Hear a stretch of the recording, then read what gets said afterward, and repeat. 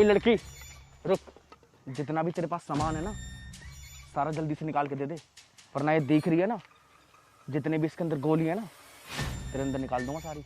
मैं तुम्हें कुछ नहीं दूंगी। अच्छा तो नहीं देगी, फिर तो तू मरने के लिए तैयार हो जा। बचाओ बचाओ, कोई मुझे बचाओ, बचाओ कोई बचाओ।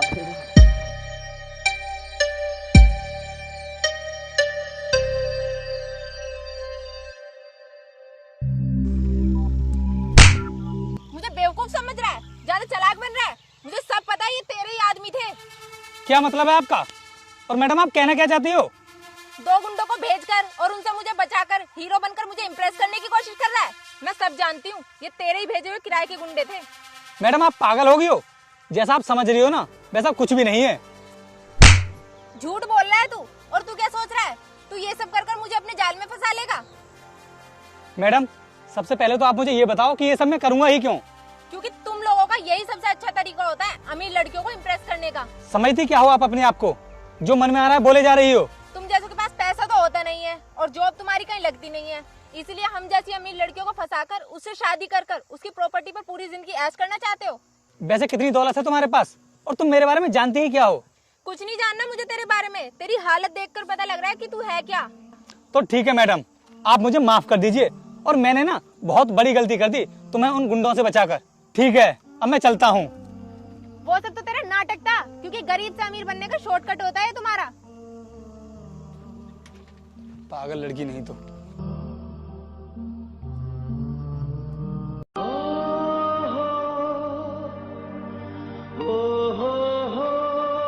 अरे यार तुमने इतना टाइम कहाँ पर लगा दिया? हम पार्टी के लिए कितना लेट हो रहे हैं। अरे यार रास्ते में एक गरीब लड़का मिल गया था, उससे थोड़ी कहा सुनी हो गई थी, उसने सारा मूड खराब कर दिया मेरा। चलो ठीक है, तुम गाड़ी में बैठो, हम पार्टी में चलते हैं।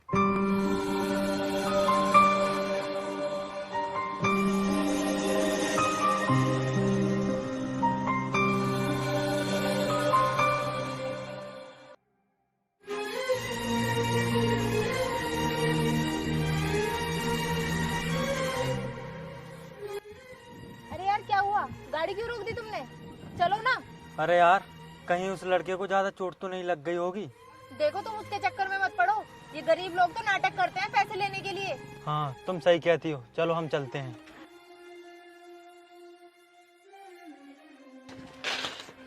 अरे छोटू उठ जा ना,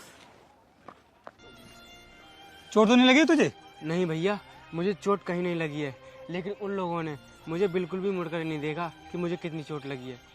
सुन छोटू, गरीब के दर्द का एहसास दुनिया में किसी को भी नहीं होता है। और हाँ छोटू, तू ये बता इधर जा कहाँ रहा है? मैं तुझे अपनी साइकिल से छोड़ दूंगा। भैया मैं मल्होत्रा साहब की पार्टी में वेटर का काम करने के लिए जा रहा हूँ। अरे ये तो बहुत अच्छी बात है, मैं भी मल्होत्रा जी के यहाँ पर ना पार्टी में ही जा रहा हूँ। चल मैं तुझे छोड़ दूंगा। नहीं भैया, मैं आपके साथ कैसे जा सकता हूँ? मैं एक वेटर हूँ और आप तो वहाँ के गेस्ट होंगे ना। सुन छोटू, गेस्ट से पहले ना मैं एक इंसान हूँ, और अब तो ना तू मेरे साथ ही चलेगा। चल आप दोनों साथ में ही चलते हैं। ठीक है भैया।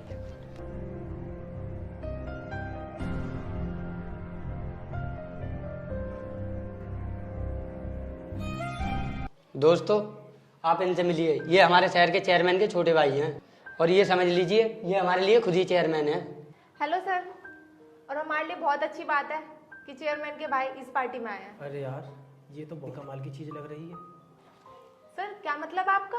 अरे मैडम, मेरा कहने का मतलब है कि मल्होत्रा साहब ने बहुत ही कमाल की पार्टी अरेंज की है।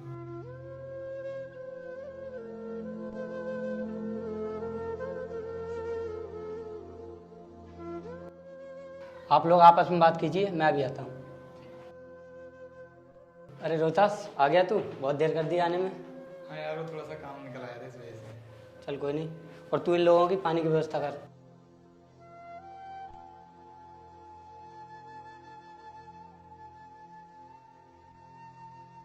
अरे ये यहाँ पर क्या करने आया, और इतनी आलीशान पार्टी में इसको बुलाया किसने है?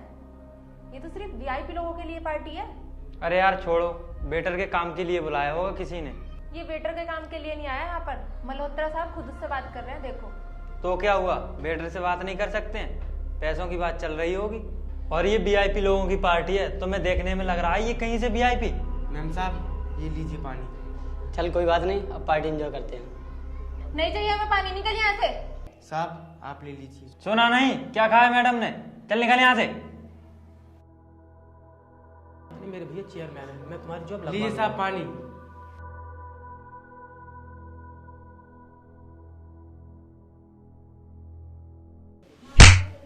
गवार बेटा, तूने मेरे ब्लेजर पर पानी गिरा दिया। साहब मुझसे गलती हो गई, मुझे माफ कर दो। क्या कहा? माफ कर दूं तुझे? अभी करता हूं माफ। ले पी पानी। कितना पानी पिएगा? ले पी। ए रुको, ये क्या कर रहे हो तुम लोग? उसको परेशान क्यों कर रहे हो? तू कौन है अब? और तू जानता भी है कि इसने मेरे सारे कपड़े खराब कर दिए।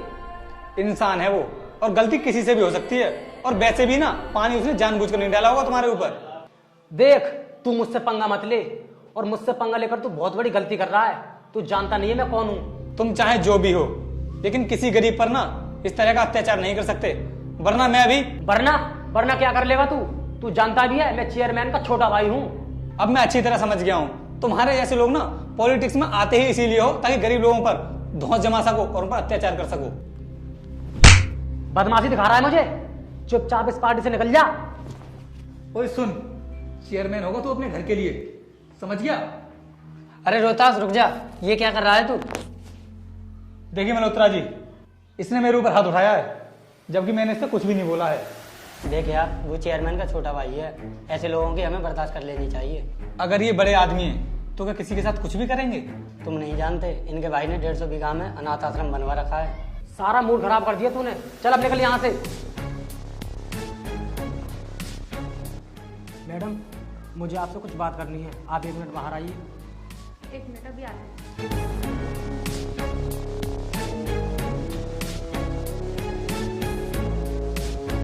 हाँ बोलो, क्या बात है?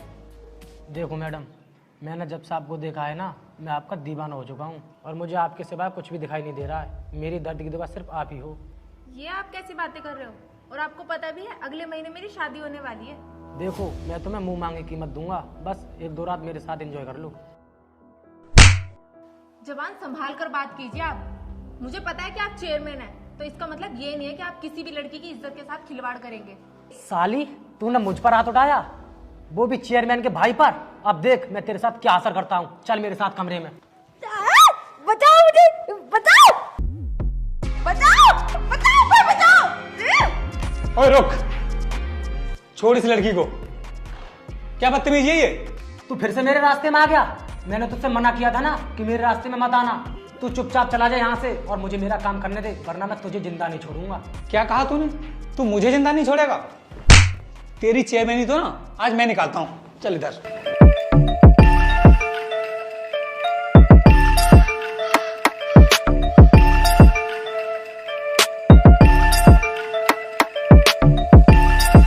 बस 10 मिनट रुक तू यहाँ पर, बस 10 मिनट, फिर बताता हूँ मैं तुझे। रोहतास, ये क्या किया तूने? चेयरमैन के भाई को पीटा। अगर उसके भाई को पता लग गया तो हम में से किसी को नहीं छोड़ेगा। मल्होत्रा जी, वो इस लड़की की इज्जत पर हाथ डाल रहा था, कैसे छोड़ देता मैं उसे? तो क्या हुआ? अमीर लोगों के ना शौक होते हैं लड़कियों के साथ मौज मस्ती करने के, और तुम पर क्या फर्क पड़ा? मैंने तुमसे तो कोई हेल्प मांगी नहीं। अब तुम्हारी वजह से ना हम सब मुसीबत में फंस गए हैं। इस मुसीबत से बचने का सिर्फ एक ही रास्ता है, हम इसे लेकर चेयरमैन साहब के पास चलते हैं और ये खुद ही उनसे माफी मांग लेगा। मैं उनसे माफी क्यों मांगूंगा जब मैंने कोई गलती ही नहीं की है? तो माफी तो मांगनी पड़ेगी तुझे, और उनके पैरों में गिरकर। हमारे साथ चल। हाँ हाँ चल हमारे साथ।